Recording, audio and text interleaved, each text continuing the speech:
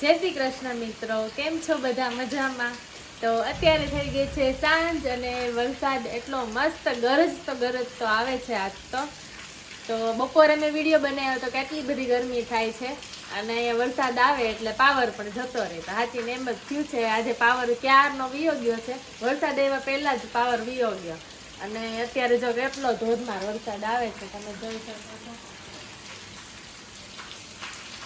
આવે છે ને જોરદાર, અને વીજળીના ધડધડાટા પણ થાય છે, પણ ફોનમાં અત્યારે નહીં સંભળાશે. તમને થાય પછી જોરદાર થશે ને તો સંભળાશે, નહીં તો નહીં સંભળાય.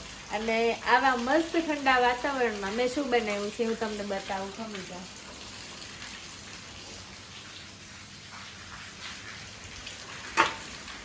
જો આ તળ્યા છે મકાઈના પૌવા, સરસ મજાના મકાઈના પૌવા તળ્યા છે અત્યારે.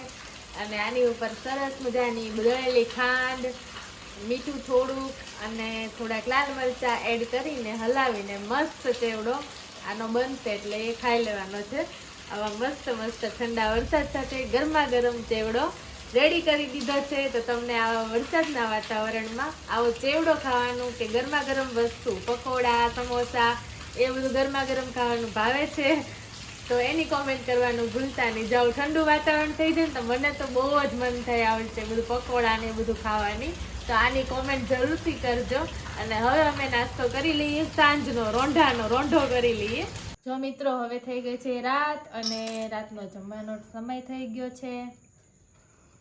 તો જો આ મેં વાનગીઓ બનાવી છે એના માટે મેં ધાણા પલાળ્યા છે. પહેલાં થોડી વાર આમાં રહેવા દઉં છું ધાણા, એટલે એ જે ધૂળ બધી હોય એ નીચે બેસી જાય પાણીમાં. અને આ છે દહીં મેળવેલું. આ દહીં મસ્ત જો ઢેફા જેવું થઈ ગયું છે. અને આની હું બનાવું છું અત્યારે છાશ. થોડુંક પાણી નાખશું એટલે મસ્ત ઘાટી છાશ બની જાય. જો સરસ મજાનું ઢેફા જેવું દહીં હતું એની મસ્ત ઘાટી છાશ બનાવું છું.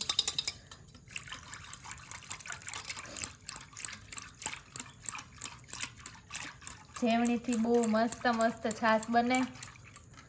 તો એકદમ મસ્ત ઘાટી છાશ થઈ ગઈ છે રેડી.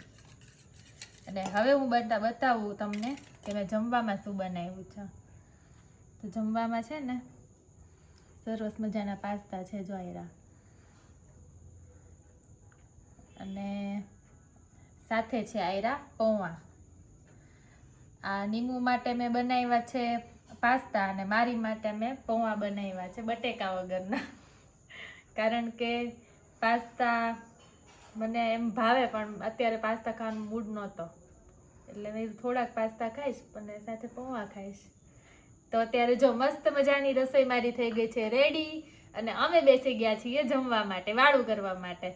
તો તમને પાસ્તા અને પૌવા બટેકા ભાવે છે એની કોમેન્ટ કરવાનું ભૂલતા નહીં. બટેકા તો નથી, ખાલી પૌવા જ છે. તો તમને પૌવા ભાવે છે એની કોમેન્ટ કરવાનું ભૂલતા નહીં.